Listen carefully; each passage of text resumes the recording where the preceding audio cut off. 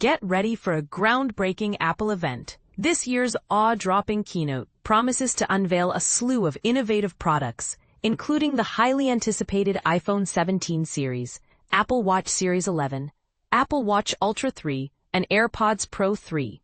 But here's the real scoop. The iPhone Air, Apple's thinnest and lightest phone yet, is set to steal the show with its powerful A19 Pro chip and unique design. And this is the part most people miss. The Apple Watch Ultra 3 will offer satellite connectivity for emergency messaging, a game-changer for outdoor enthusiasts. The event also hints at AI-driven features, like automatic selfie framing, which has the creator community buzzing. However, the absence of temperature tracking in the AirPods Pro 3 might disappoint health-focused users. With pre-orders starting soon, the question remains, will these innovations justify the price tags? Let's dive into the details and discuss what excites you most, or what you think Apple missed the mark on.